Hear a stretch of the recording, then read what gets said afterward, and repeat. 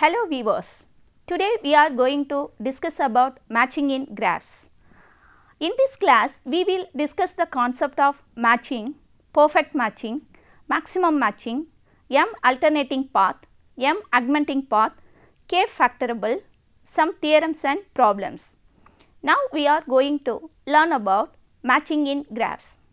It is quite natural to ask whether two edges have a vertex in common. From this viewpoint, we can extend the question to a set of edges, which leads to the concept of matching. First, let us see the definition of matching in a graph.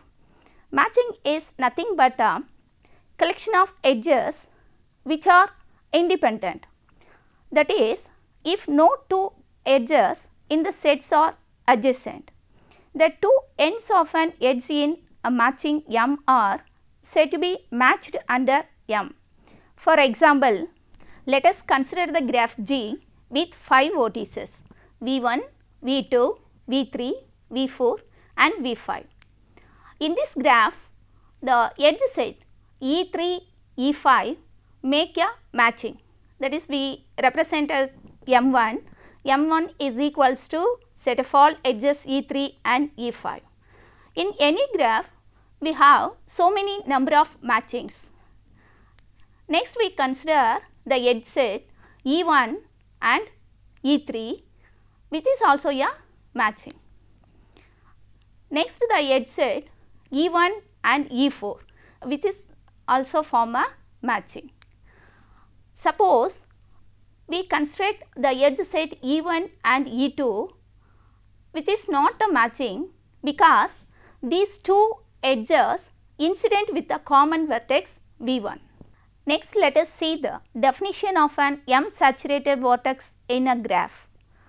A matching M saturates a vertex V, or V is said to be M saturated if some edge of M is incident with V. Otherwise, V is said to be M unsaturated. Consider the same graph G. Here the edges E3, E5 form a matching, that is M1 equals to E3, E5. In this matching, the edge E3 incident with V4 and V5. So, these vertices V4 and V5 called M saturated under M1. Also, the edge E5 incident with V2 and V3.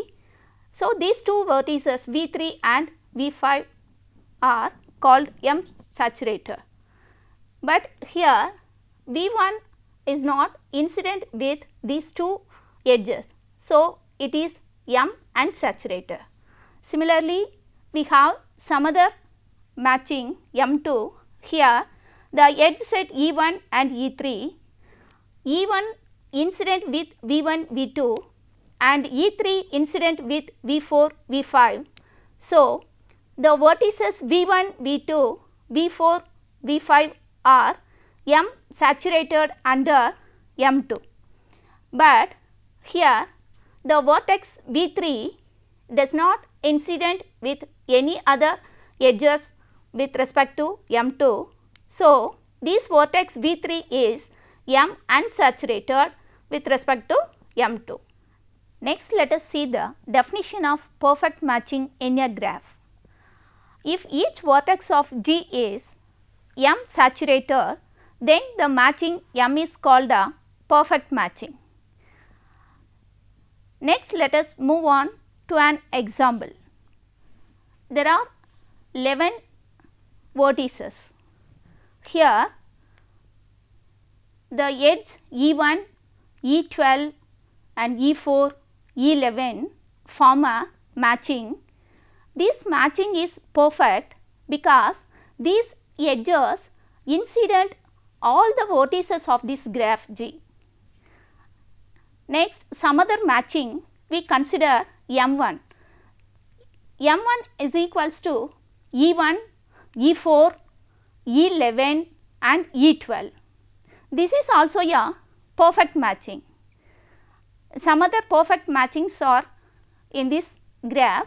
We have M2, here the edge set E4, E8 and E11, E13, which is also a perfect matching. Here consider another matching M4. M4 contains 3 edges E4, E8 and E13. Here the vertices V8 and V7 does not incident with any other edges with respect to M4. So, M4 is not a perfect matching. Next, let us see the definition of maximum matching in a graph. A matching M is called a maximum matching if G has no matching M dash with cardinality of M dash is strictly greater than cardinality of M. Now, let us see an example. Consider the graph G with 8 vertices and 9 edges. In this graph, we construct some matchings. The matching M1 is equals to the set of all edges E1 and E3. The some other matching M2 contains 3 edges E2, E4 and E9.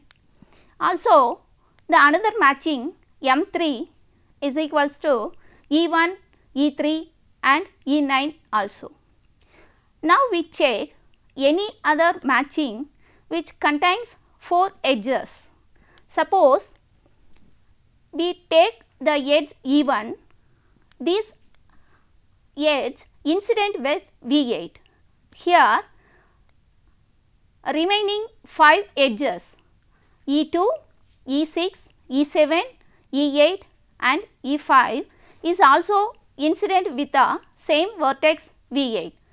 So, if we choose E1, then we cannot choose any out of these 5 edges. Also, in these 2 edges E3, E4 incident with the vertex V7. So, we can choose these 2 vertices, we can choose any one of these 2 edges E3 and E4. The remaining option is E9. So, here the matching contains only 3 edges. So, cardinality of the matching is 3. In this graph, we have the matching M2 and M3 is a maximum matching. From this, we have observed that every perfect matching is a maximum matching. Next, let us see the definition of an M alternating path in a graph. Let M be a matching in G, and M alternating path in G is a path whose edges are alternatively in E minus M and M also. Now, let us see the example of an M alternating path in a graph. Consider the graph G with 8 vertices and 9 edges. In this graph, we construct a path V5, V8, V1, V7, V6. Here the edge E6. Now, we can choose the edge V6. This V6 does not belongs to M3, that is M3 is a matching, M3 contains E1, E3, E9 only. So, the edge V3 does not end M3. In this path, next edge E1, E1 is belongs to M. Next, we must choose a edge E4, E4 is not in M3. Next, the edge E3 which is also in M3. So, we have the path V3, V8, V1, V7, V6 is an M alternating path. Here all the edges alternatively in E minus M3 and M also. Next, let us see the definition of an M augmenting path in a graph. An M augmenting path is an M alternating path whose origin and terminus are M unsaturated. Next, let us see the example of an M augmenting path in a graph. Now, consider the graph G. Here already we explained this is M alternating path V5, V8, V1, V7, V6. Now, we check these alternating path M3 alternating path is an M augmenting path or not. Now, we check it. Here the vertex V5 and the end vertex V6. Here V3 is M3 unsaturated, but V6 is M3 saturated. So, this M alternating path is not an M augmenting path. So, we consider a new graph with add one edge E10, that is we can join V5 and V6. In this graph we construct a path V2, V8, V1, V7, V6 and V5. In this path clearly this path is an M3 augmenting path. Here the origin vertex V3 and the terminus vertex V5 is M3 unsaturated. So, this path is an M augmenting path with respect to M3. Next, we discuss the characterization of maximum matching due to where. Theorem. A matching M in G is maximum if and only if G contains no M augmenting path. Let us see the proof of this theorem. Proof is, let M be a maximum matching in G. We have to prove that G contains no M augmenting path. Suppose that G contains an M augmenting path, say the path V0, V1, V2, V3 up to V2M plus 1. Now, we define M dash is the subset of E by M dash is equals to M minus the set of all edge set V1, V2, V3, V4 up to V2M minus 1, V2M union the set of all edges V0, V1, V2, V3 up to V2M, V2M plus 1. Then M dash is a matching in G and cardinality of M dash is equals to cardinality of M plus 1. Hence, M is not a maximum matching, which is a contradiction. Therefore, our assumption is wrong. Hence, G contains no M augmenting path. Conversely, assume that G contains no augmenting path, we have to prove that M is a maximum matching. Suppose that M is not a maximum matching. Let M dash be a maximum matching in G. So, cardinality of M dash is strictly greater than cardinality of M. Let H equals to G of M symmetric difference M dash be the subgraph induced by M symmetric difference M dash, where M symmetric difference M is equals to M minus M dash union M dash minus M is the set of edges is exactly one of M and M dash. Here the graph G where the bold edges M for the bold edges and M dash represents the broken edges. Every vertex in H has, consider the subgraph H from G every vertex in H has degree either 1 or 2 in H, since it can be incident with at most one edge of M and one edge of M dash. Thus, each component of H will be either an even cycle with alternate edges in M and M dash, or else a path with alternate edges in M and M dash. So, by 1, H contains more edges of M dash than of M, and therefore, some path component P of H must start and end with edges of M dash, the origin and terminus of the path P being M dash saturated in H or M unsaturated in G. Thus, the path V1, V7, V4, V9 is an M augmentic path in G, which is a contradiction. So, our assumption is wrong. Hence, M is a maximum matching. Next, let us see the definition of a K factor in a graph.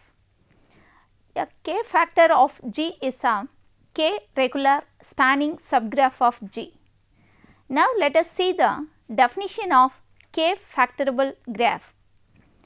A graph G is said to be K factorable if there are edges disjoint K factors H1, H2 up to Hn such that G is equals to H1 union H2 union up to union Hn.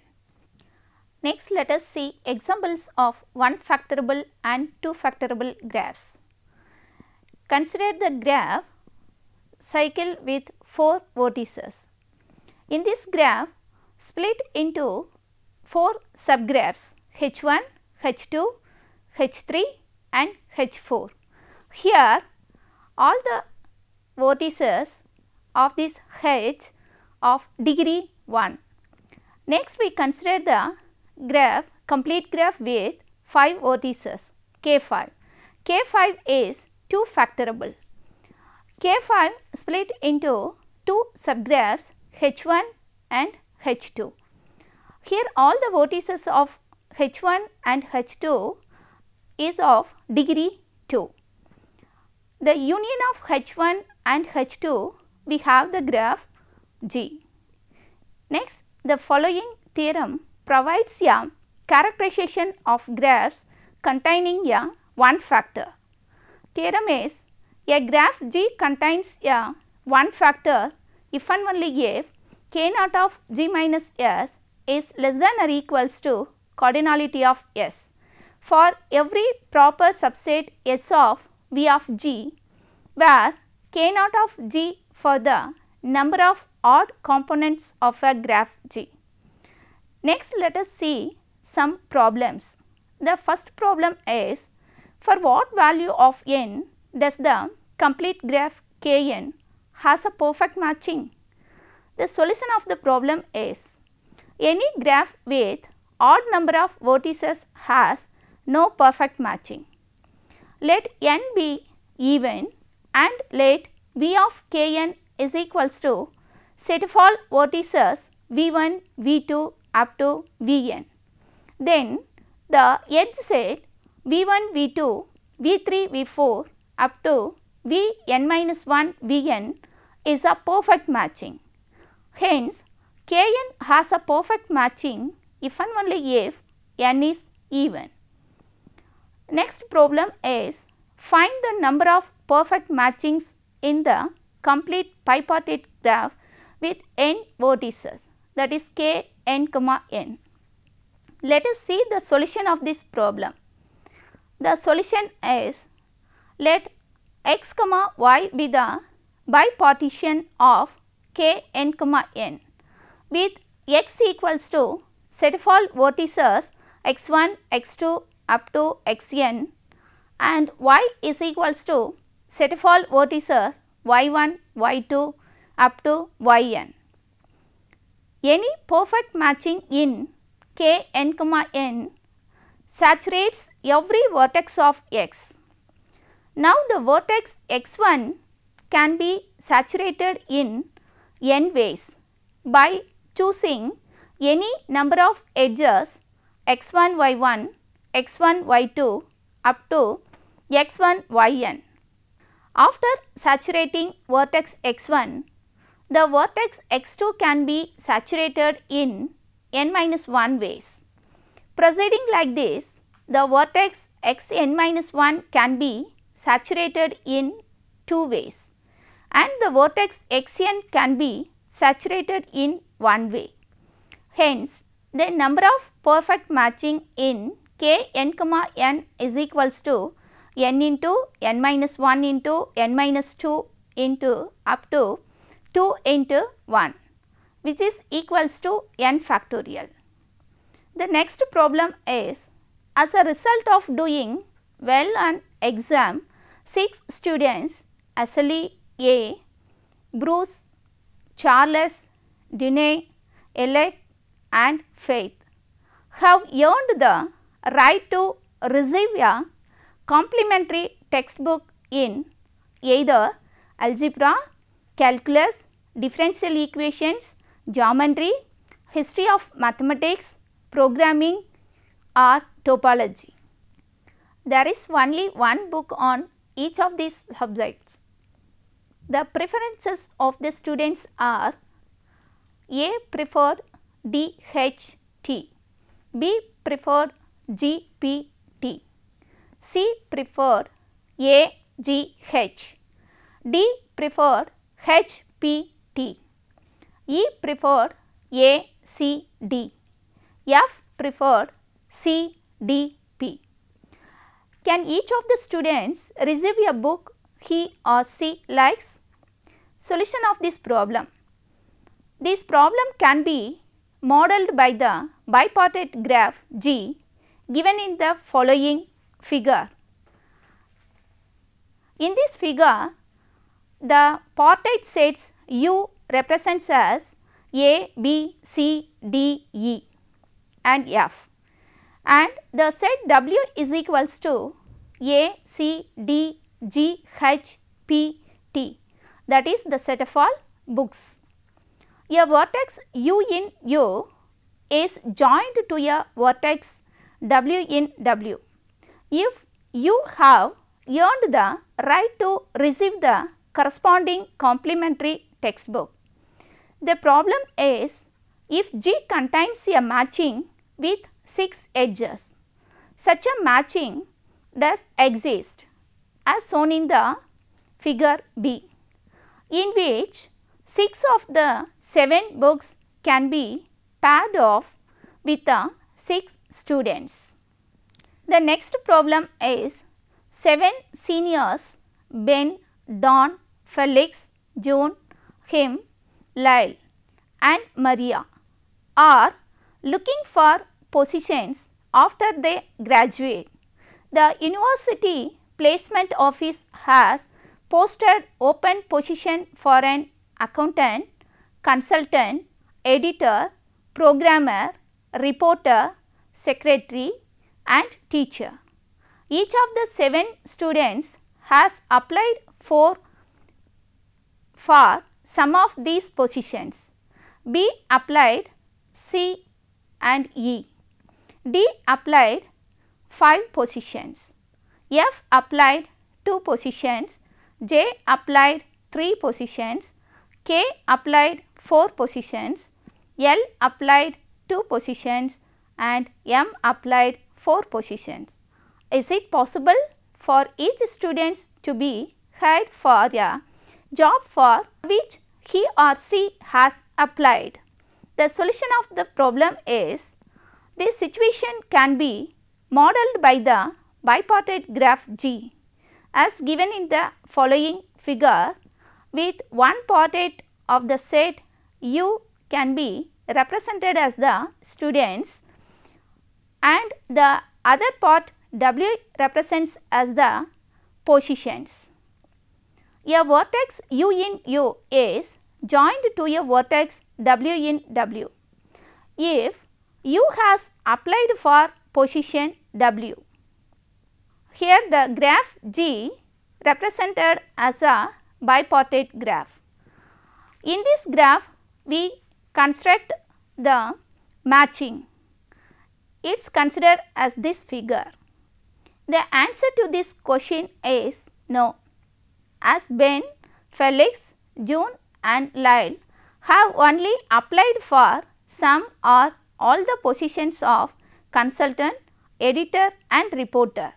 Thus, not all of these 4 students can be hired for the jobs for which they have applied. Hence, not all 7 students can be hired for the 7 positions because G does not contain a matching with 7 edges. The next problem is prove that every tree has at most one perfect matching. The solution of this problem is, let us prove by the method of contradiction. Let M and M dash be 2 perfect matchings in a tree. From the symmetric difference of the edge sets, M symmetric difference M dash. Since the matchings are perfect, each vertex has degree 0 or 2 in the subgraph induced by the symmetric difference. So, every component is an isolated vertex or a cycle. Since the tree has no cycle, every vertex must have degree 0 in the subgraph induced by the symmetric difference, which means that the 2 matchings are the same. Hence, every tree has at most one perfect matching. The next problem is given an example of a connected non-Hamilton graph that contains 2 disjoint perfect matchings. The solution is, consider the following graph. Clearly, the graph is connected non-Hamilton graph with 2 disjoint perfect matchings M1 and M2. In this graph, the matching M1 with bold lines and the matching M2 with dashed lines. Dear learners, hope you all understood the concept of matching in graphs and try to make it use of it. Try to create many more examples and learn about the properties of matching in graphs. Thank you.